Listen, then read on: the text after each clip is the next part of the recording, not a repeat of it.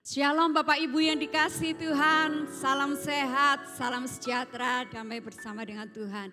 Pada malam hari ini, di awal tahun ini, mari kita bersama-sama menyediakan hati kita untuk menyembah Tuhan, memuji Dia, beribadah kepada Tuhan. Kita percaya kita pasti sanggup melewati tahun ini karena satu alasan, yaitu Dia, Sang Mesias, penyelamat kita, tidak pernah meninggalkan kita. Bersama Dia kita bisa melewati tahun 2022 ini dengan gemilang.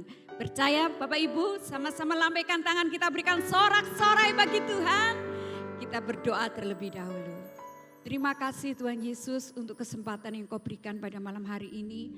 Terima kasih untuk kasih karunia-Mu, penyertaan-Mu yang tidak pernah berakhir bagi kami. Kami percaya kebajikan dan kemurahan Tuhan selalu mengikuti kami seumur hidup kami. Biar ibadah malam hari ini berkenan kepada-Mu Tuhan, ibadah yang menyenangkan hati-Mu. Satukan hati kami, satukan roh kami. Bersama-sama kami mempersembahkan yang terbaik bagi Tuhan. Di dalam nama Yesus, mari yang siap beribadah, yang siap memuji Tuhan, sama-sama kita katakan amin. Silakan Bapak Ibu, kita semua bangkit berdiri. Sama-sama kita bertepuk tangan.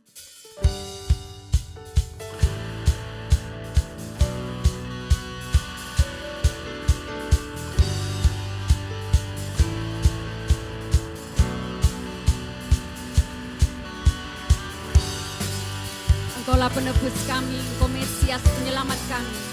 Kami punya alasan untuk selalu maju bersama dengan-Mu karena kami tahu kemenangan itu ada di dalam-Mu Tuhan.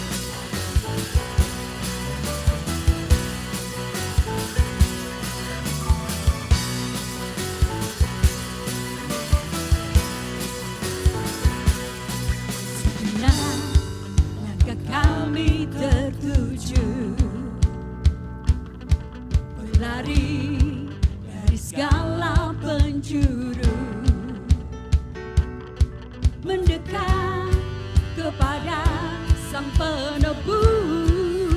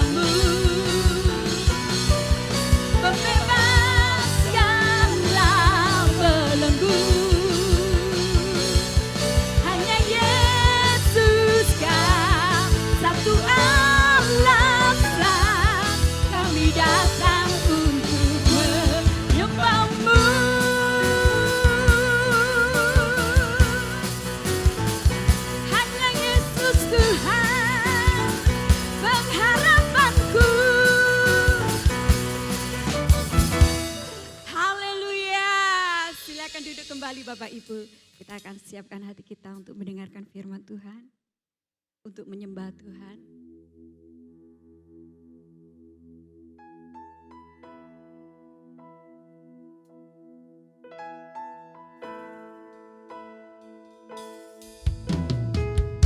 Mari kita mengingat segala kebaikan Tuhan dan nyanyikan kita mazmurkan bagi Tuhan.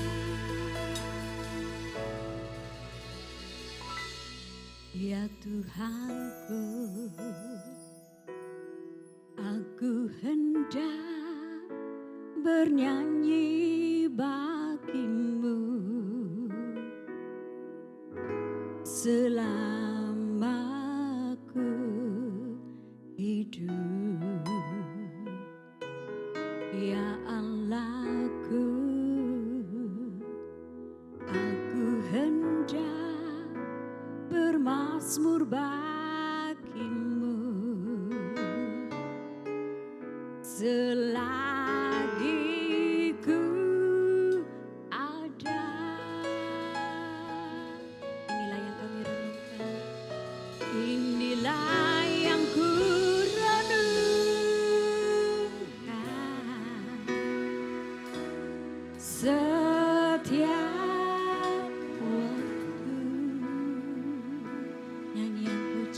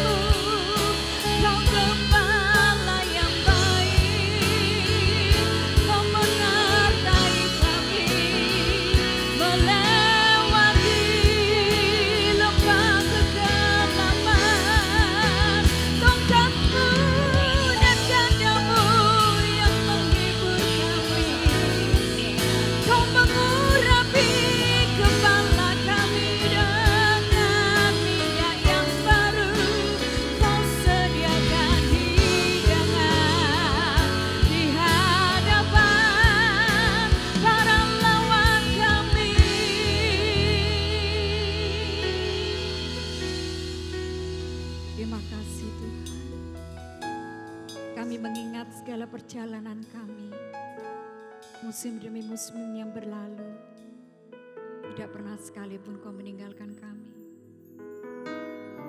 Karena kami tahu Kau telah mengukir kami di telapak tangan-Mu. Kau menyimpan kami di dalam hati-Mu. Kau mengasihi kami. Kau mencintai kami lebih dari apa yang dapat kami bayangkan. Terima kasih Tuhan.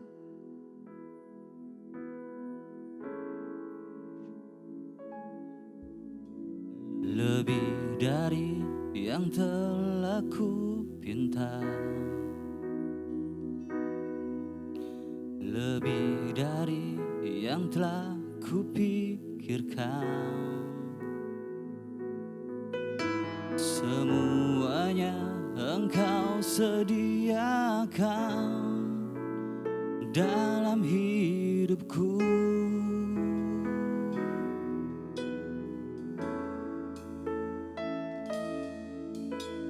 Tidak dapat aku mengukurnya,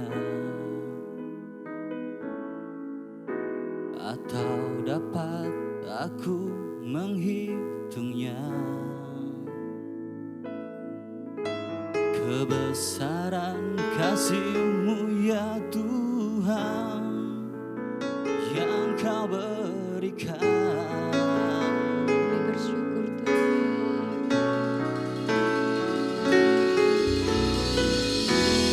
Bersyukur padamu, Kau Tuhan yang mengasihiku. Kaulah jaminan hidupku,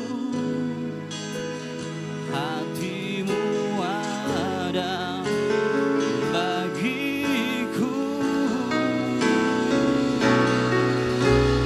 Ku bersyukur padamu, Kau Tuhan yang mengasihiku. Kau jadikan hidup ini lebih indah dan lebih berharga. Mari sama-sama kita nyanyikan Bapak Ibu. Lebih dari yang telah ku pinta, lebih dari yang telah ku pikirkan, semuanya Engkau sediakan dalam hidupku. Terima kasih Tuhan. Tidak dapat aku mengukurnya, atau dapat aku menghitungnya. Kebesaran kasih-Mu ya Tuhan yang Kau berikan. Mari sama-sama kita bersyukur. Ku bersyukur padamu, Kau Tuhan yang mengasihiku.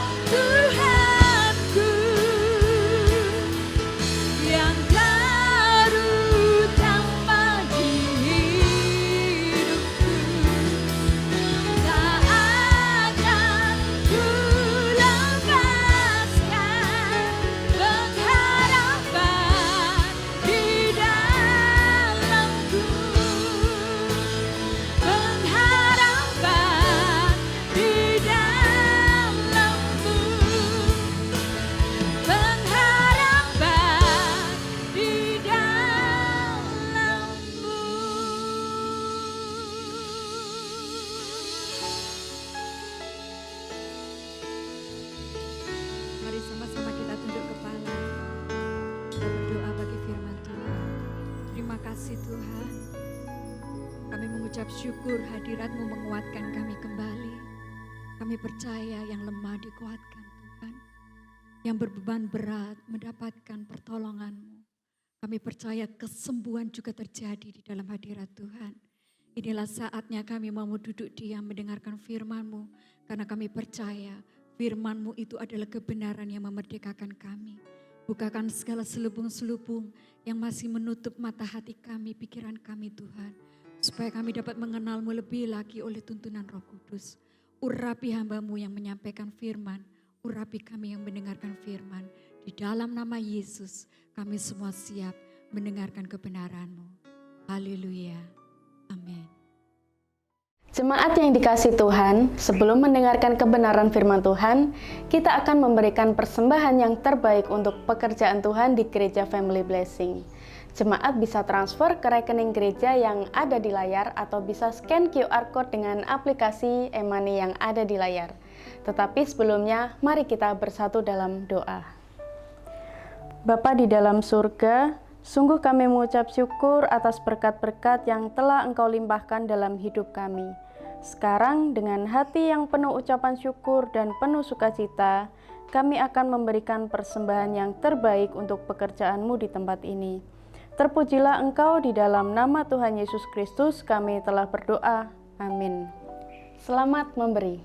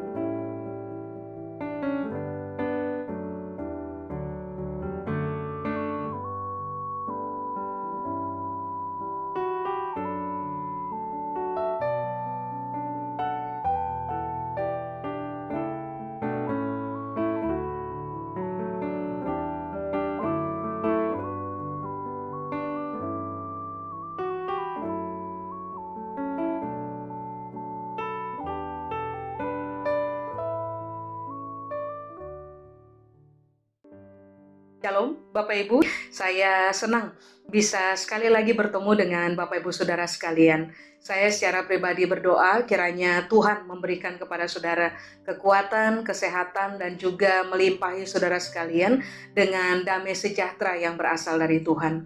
Supaya pada akhirnya saudara tetap akan menjadi orang yang kuat untuk menjalani proses kehidupan yang sekarang ini sedang dipercayakan oleh Tuhan untuk kita jalani. Jadi mari, kalau saudara semua sudah siap untuk mendengarkan firman Tuhan, saya ajak kita untuk berdoa terlebih dahulu. Tuhan Yesus, terima kasih. Kami tahu Tuhan ada bersama-sama dengan kami di sini. Itulah sebabnya kami minta tolong Tuhan berbicara buat kami dari kebenaran firman Tuhan. Roh Kudus, bantu kami supaya kami mudah memahami firman Tuhan, sehingga biarlah di dalam seluruh pemahaman akan kebenaran, kami berani memutuskan untuk taat kepada Tuhan dalam tiap-tiap hari. Sementara kami belajar, Tuhan memberkati kami, buat Tuhan seluruh kemuliaan, di dalam nama Yesus kami berdoa. Amin. Amin. Baik. Mari, kalau saudara semua sudah siap untuk dengarkan firman Tuhan, saya ajak kita untuk buka bersama-sama dalam kitab Lukas, pasal yang pertama. Kali ini saya akan membaca ayat 34 sampai dengan ayat yang ke-38.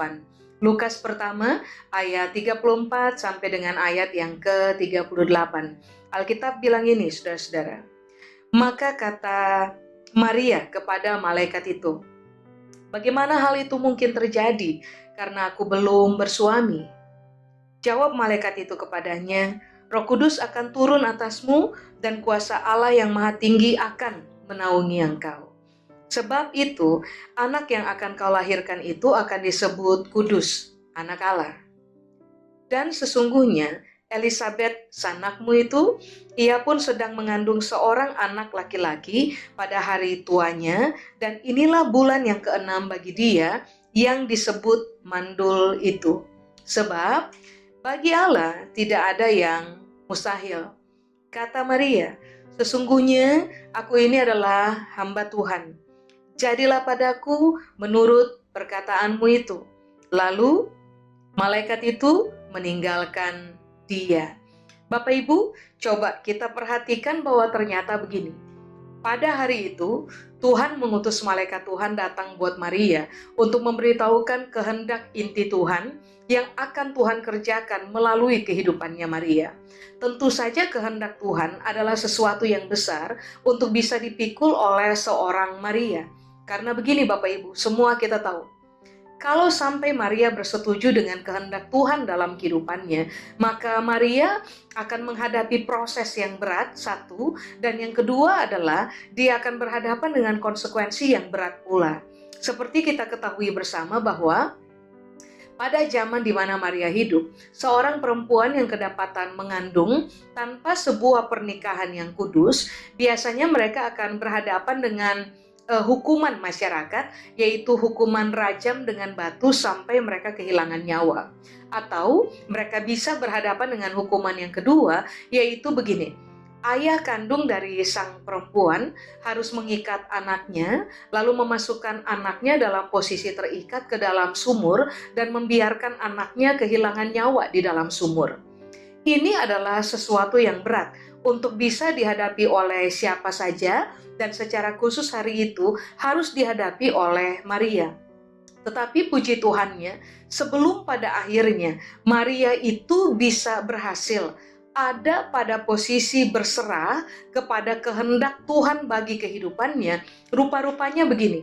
Tuhan telah memperlengkapi Maria dengan kebenaran yang pada akhirnya bisa dipegang oleh Maria. Itulah sebabnya pada akhirnya Maria memutuskan untuk bersetuju dengan apa yang Tuhan kehendaki di dalam kehidupannya.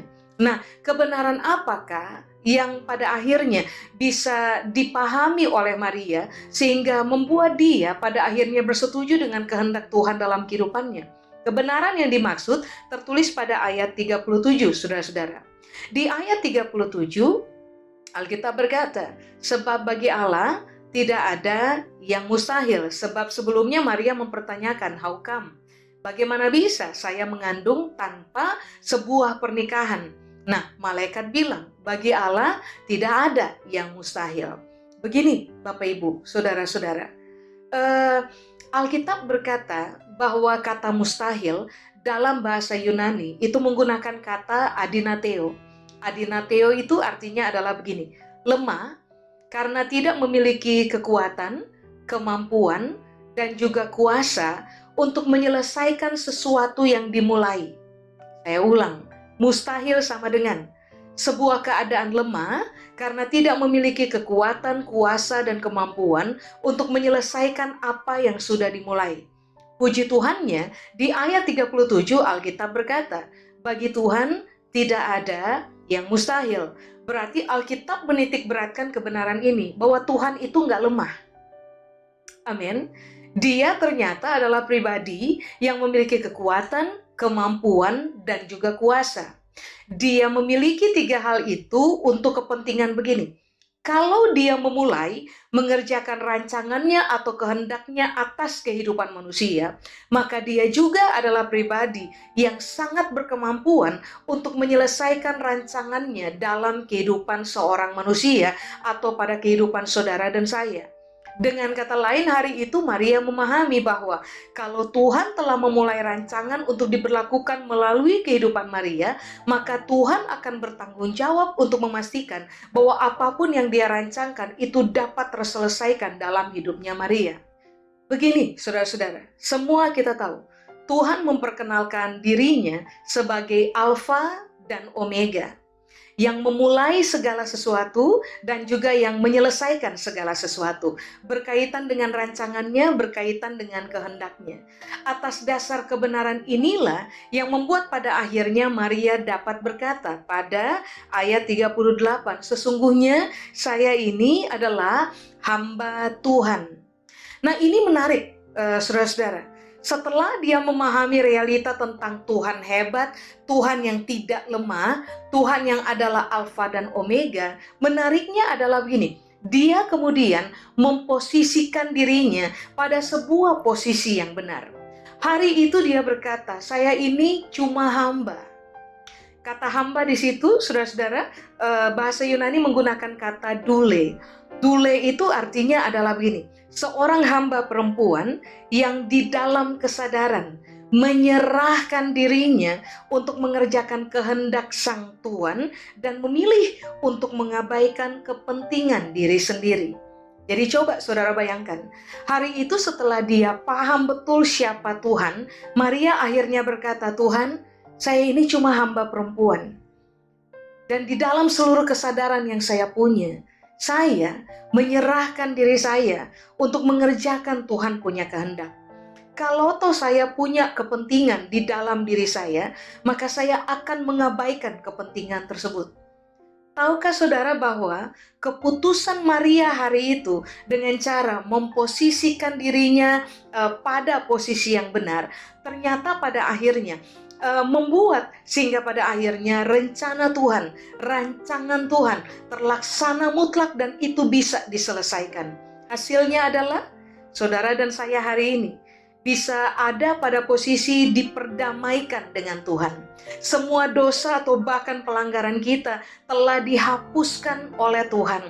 Lalu begini, dia mengaruniakan karya keselamatan kepada kita dan dia memberikan kepada saudara dan saya kehidupan kekal. Coba imajinasikan, seandainya hari itu malaikat Tuhan tidak mewahyukan kepada Maria kebenaran mengenai siapa Tuhan. Seandainya hari itu Maria tidak mengalami apa yang saya sebut dengan istilah enlightenment, sebuah pencerahan dalam cara berpikirnya bahwa Tuhan adalah pribadi yang bukan lemah, tetapi memiliki kuasa, kemampuan, dan kekuatan untuk menyelesaikan semua rancangan yang telah dia mulai, maka saudara dan saya nggak ada. Puji Tuhan hari itu Maria mengalami enlightenment, sehingga dia dapat memposisikan dirinya pada posisi yang benar. Sehingga pada akhirnya semua yang Tuhan telah rencanakan itu berjalan dengan baik. Amin. Nah, kalau disoroti, dikaitkan antara apa yang Maria alami dengan apa yang sedang kita hidupi hari ini, hal yang perlu saudara dan saya cermati adalah tentu saja Tuhan memiliki kehendak mutlaknya dalam kehidupan kita. Dia berkata, Alkitab berkata bahwa sebelum bumi ada, Tuhan telah menyelesaikan rancangannya yang berkaitan dengan kehidupan saudara dan saya. Waktu kita hadir di bumi, kita hadir dengan membawa kehendak Allah. Persoalan kenapa saudara dan saya tidak hidup dalam kehendak Allah, bahkan memberi diri secara sadar untuk mengerjakan kehendak Allah dalam kehidupan kita, rata-rata adalah karena begini Pak Ibu, saudara-saudara. Kita ini tidak mengalami enlightenment. Kita tidak mengalami pencerahan, bahkan pemahaman akan kebenaran mengenai siapa Tuhan yang telah menyusun rencana hebatnya bagi kehidupan kita. Hal inilah yang membuat pada akhirnya kita lebih condong akan terfokus kepada upaya mementingkan diri sendiri, mementingkan kehendak pribadi, mementingkan kepentingan pribadi di atas seluruh kehendak Tuhan yang Tuhan ternyata berkeinginan supaya saudara dan saya secara sadar menyerahkan diri kita untuk membiarkan kehendak Tuhan terlaksana dalam kehidupan kita.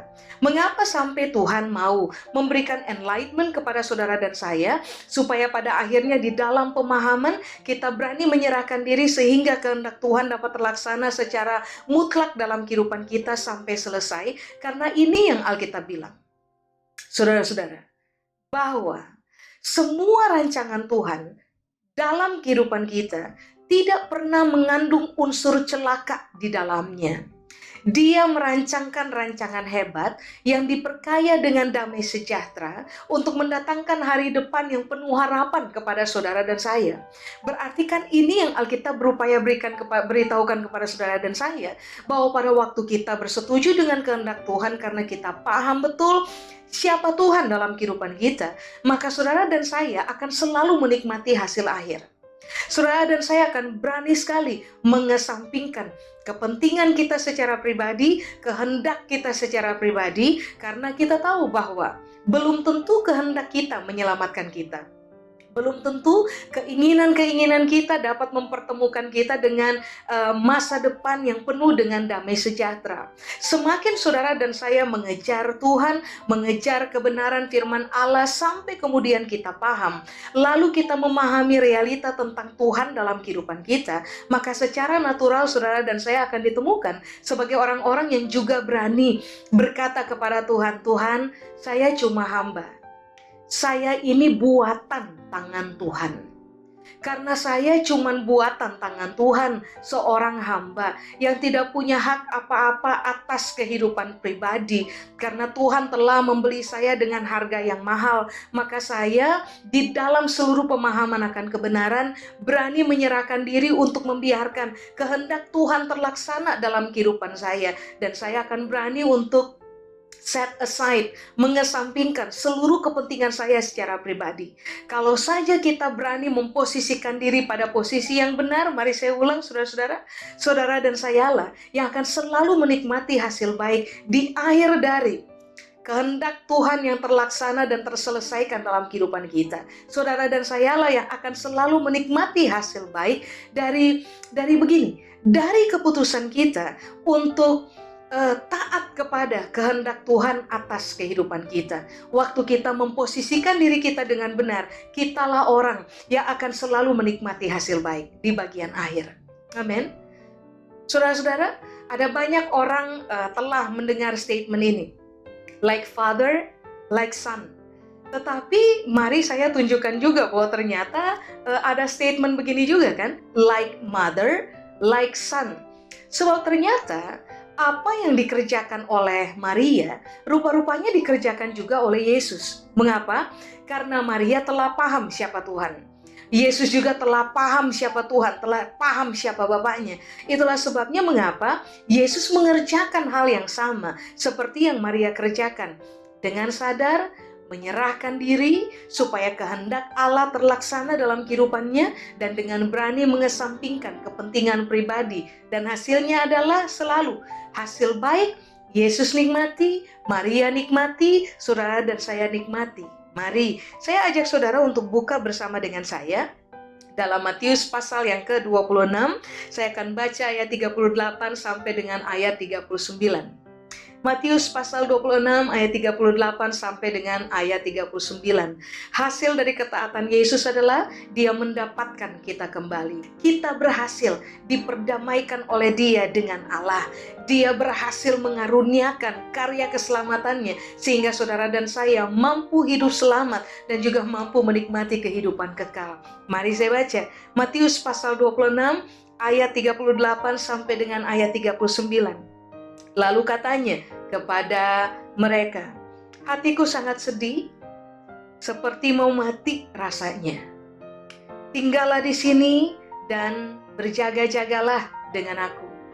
Maka ia maju sedikit, lalu sujud dan berdoa, katanya, ya Bapakku, jikalau sekiranya mungkin biarlah cawan ini lalu daripadaku, tetapi janganlah seperti yang kukehendaki, melainkan seperti yang engkau kehendaki. Nah, saudara-saudara, apakah kehendak? Kata kehendak yang tertulis pada ayat 39 dalam bahasa Yunani menggunakan kata telo. Telo itu ada dua pengertian. Yang pertama, keinginan. Yang kedua, tujuan yang ada dalam pemikiran dan harus diselesaikan. Jadi, begini. Yesus tahu Bapaknya memiliki kehendak. Yesus tahu bahwa kehendak dari Bapaknya ini harus dikerjakan. Tetapi Yesus harus berhadapan dengan dia punya kehendak pribadi. Kehendak pribadinya adalah begini, kalau boleh cawan ini dilalukan dari saya. Saudara perhatikan kenapa sampai Yesus minta kepada Bapa, Pak, kalau boleh kehendak saya yang terlaksana. Mengapa? Sebab perhatikan ayat 38. Di ayat 38 ini yang Yesus bilang, hatiku sangat sedih, seperti mau mati rasanya. Berarti di ayat 38 kita tahu betul, Yesus tahu proses berat apa yang dia akan hadapi waktu dia bersetuju dengan kehendak Bapaknya. Yesus tahu betul pada waktu dia bersetuju dengan kehendak Bapaknya, konsekuensi macam apa yang dia harus hadapi, dan itu berat.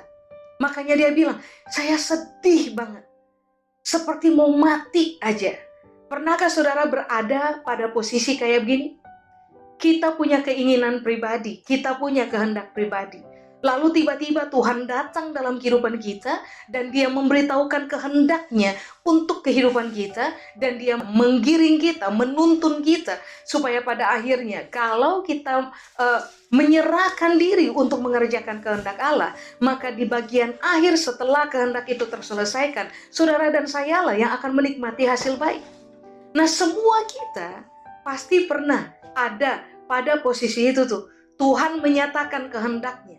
Dan kita tahu bahwa untuk mengerjakan kehendak Tuhan, saudara dan saya harus masuk dalam sebuah proses yang berat. Untuk mengerjakan kehendak Tuhan, saudara dan saya harus berhadapan dengan konsekuensi-konsekuensi yang mengiris kedagingan kita, yang menguras air mata kita, yang membuat kita mengalami persoalan-persoalan yang berat secara daging untuk kita hadapi. Tapi coba saudara lihat, Maria pun mengalaminya, Yesus pun mengalaminya, masing-masing punya kehendak bebas, tetapi apa yang mereka putuskan pada bagian akhir adalah begini. Mereka tahu Tuhan itu siapa. Bahkan Yesus memanggil Tuhan dengan istilah Bapa. Berarti Yesus memiliki pengenalan dan pemahaman yang solid terhadap Bapaknya. Karena pemahaman bahwa Tuhan tidak pernah dalam rancangannya akan mendatangkan celaka bagi kehidupan kita, maka itulah sebabnya mengapa sekalipun Yesus memiliki keinginannya secara pribadi, dia mampu juga berkata bahwa bukan kehendak saya yang terjadi, biar kehendak Bapa saja yang terjadi. Dan kemudian kita paham, setelah doa Yesus yang itu, dia ditangkap. Dan proses berat pun dia jalani sampai pada akhirnya dia menyerahkan nyawa di atas kayu salib. Tapi coba saudara lihat, dia mati karena dia menyerahkan nyawanya di atas kayu salib. Tapi puji Tuhan, Tuhan yang kita sembah bukan Tuhan mati, bukan Tuhan yang dikalahkan oleh maut.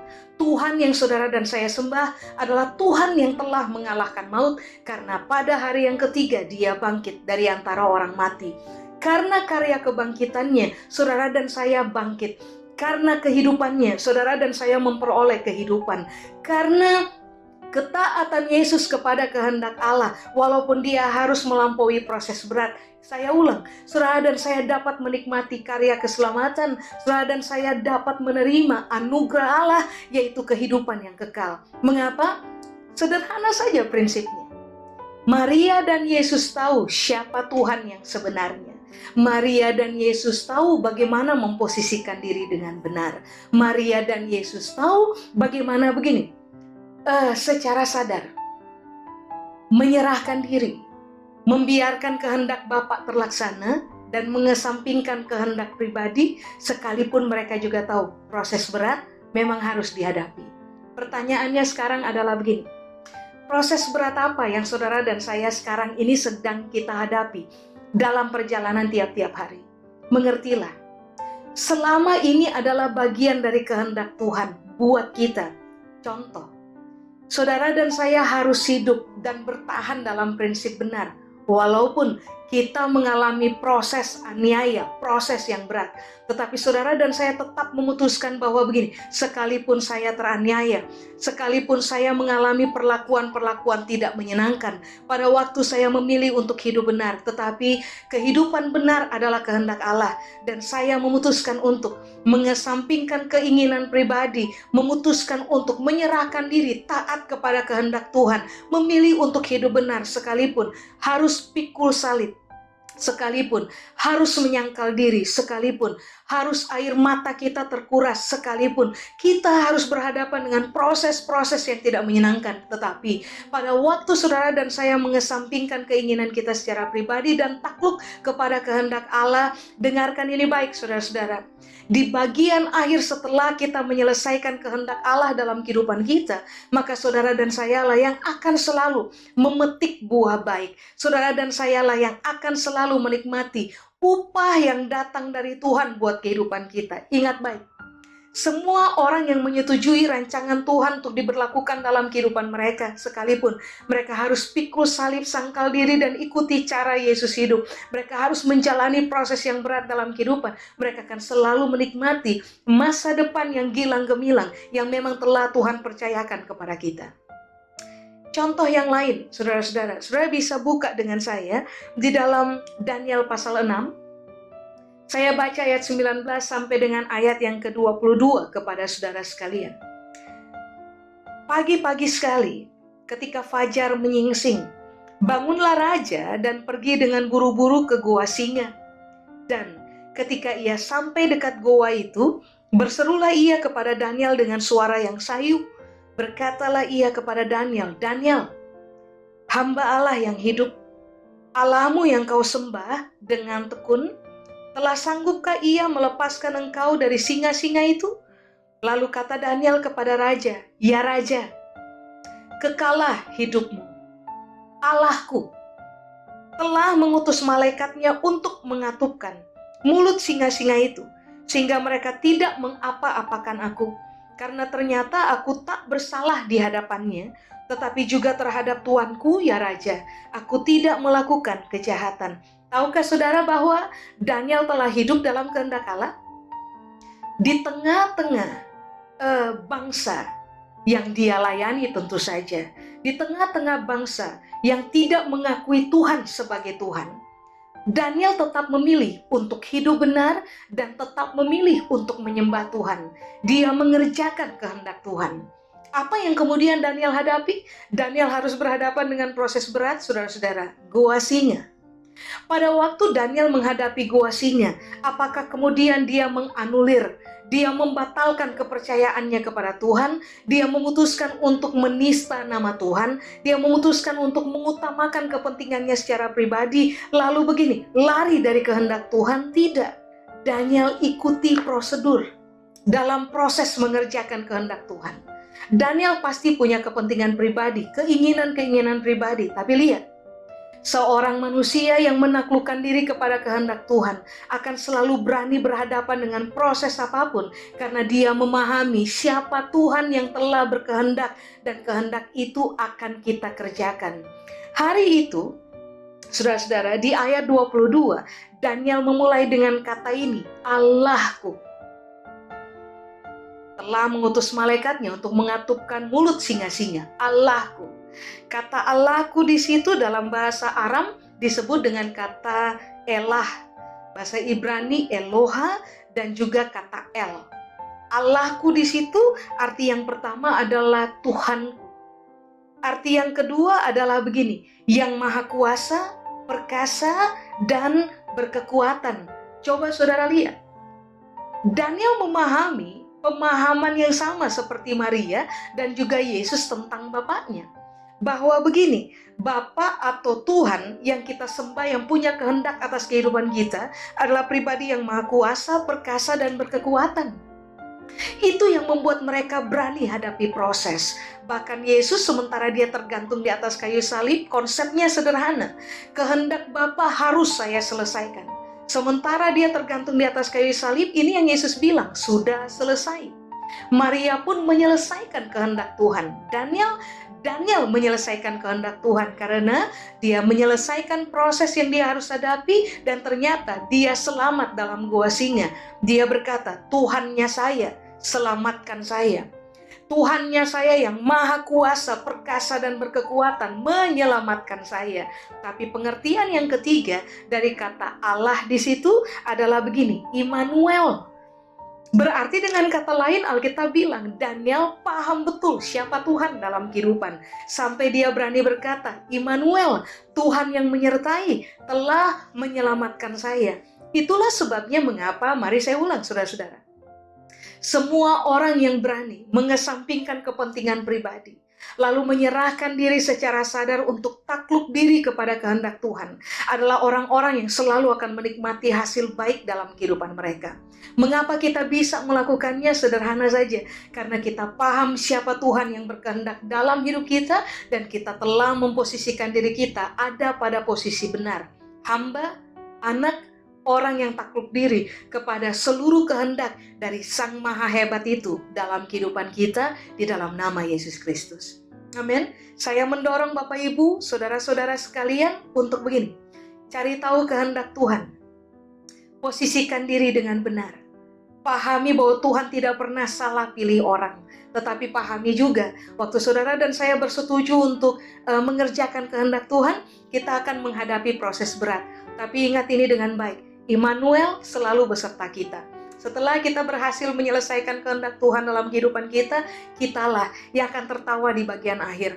Kitalah yang akan menikmati upah dari Tuhan. Kitalah yang akan mengecap buah baik bagi hidup kita sampai kepada kehidupan kekal. Amin. Siaplah hadapi proses, jangan menyerah, tetaplah kuat. Saudara dan saya pasti bisa menyelesaikan kehendak Tuhan dalam hidup kita. Amin. Saya selesai, mari saya ajak kita untuk berdoa bersama-sama. Tuhan, kami berdoa, kiranya seluruh kebenaran ini Tuhan materaikan dalam pemahaman kami, dalam perenungan kami, supaya pada akhirnya di dalam pemahaman kami berani untuk mengesampingkan keinginan kami secara pribadi, menyerahkan diri kami untuk takluk mengerjakan kehendak Tuhan, sampai kehendak Tuhan terselesaikan dalam hidup kami. Waktu kami harus menjalani proses yang berat, konsekuensi yang sukar, kiranya Tuhan memberikan kepada kami kekuatan, keyakinan yang mengakar terhadap kebenaran, supaya pada akhirnya kami jangan menyerah di tengah jalan, tetapi kami mendapat kekuatan untuk menyelesaikan kehendak Tuhan atas kehidupan kami. Supaya pada akhirnya kami dapat mengecap buah baik, kami dapat menerima upah yang berasal dari Tuhan, kami dapat menari setelah kami meratap. Waktu kami taat kepada firman Tuhan, Tuhan memberkati kami sampai kepada keturunan ke-7 bahkan keturunan yang ke-8. Kepada Tuhan seluruh kemuliaan, di dalam nama Yesus kami berdoa. Amin. Tuhan memberkati Bapak Ibu. Shalom, haleluya. Saya percaya semua saudara diberkati dalam ibadah doa malam online saat ini. Doa malam yang pertama di bulan Januari 2022. Haleluya. Pesan saya untuk saudara semua, tetap semangat, tetap gandol Gusti Yesus, tetap nyender Gusti Yesus. Pasti saudara aman di dalam perlindungan Tuhan. Bagian kita lakukan, Tuhan Yesus sangat mengasihi kita. Terus kita melakukan bagian kita, hidup di dalam kebenaran. Firman Tuhan adalah kebenaran. Kalau kita terus mengandalkan Tuhan, hidup dalam kebenaran, melakukan segala perintah Tuhan, percayalah hidup kita pasti diberkati Tuhan. Diberkati untuk menjadi berkat. Perjalanan kita akan berhasil, kita akan beruntung kalau kita melakukan semua perintah Tuhan. Tuhan akan melakukan bagiannya, kita juga harus melakukan bagian kita. Tetap semangat, terus hidup memuliakan Tuhan. Senangkan Tuhan dalam hidup kita hari lepas hari. Jadilah kehendak Tuhan di dalam kehidupan kita. Itulah kerinduan Tuhan juga untuk saya dan saudara. Lakukan saja hidupku untuk Tuhan. Mari kita tutup ibadah doa malam ini di dalam doa. Tuhan Yesus, terima kasih untuk anugerah-Mu yang luar biasa. Kasih setia Tuhan Yesus sungguh nyata dan ajaib. Kami percaya perjalanan kehidupan kami sepanjang tahun ini terus di dalam perlindungan dan pemeliharaan Tuhan. Engkaulah Allah sumber kekuatan, sumber perlindungan, sumber berkat. Pengharapan kami hanya kepada Tuhan Yesus. Dan tidak akan pernah dipermalukan orang yang berharap kepada Tuhan Yesus saja. Terima kasih untuk ibadah doa malam saat ini. Terima kasih firman-Mu boleh menjadi kekuatan bagi kami, dan kami mau jadi pelaku firman Tuhan. Berkati hamba-Mu yang sudah menyampaikan firman Tuhan, berkati pelayanannya, kesehatan juga keluarganya. Berkati semua jemaat ini Tuhan, jemaat GPI Family Blessing, jemaat yang dikasih Tuhan, yang disayang Tuhan, dan Tuhan terus menyertai hidup mereka dan membuat apa saja yang mereka kerjakan berhasil, dan mereka sungguh mempersembahkan berkat-berkat yang sudah Tuhan curahkan juga untuk kemuliaan nama Tuhan. Diberkati dan menjadi berkat.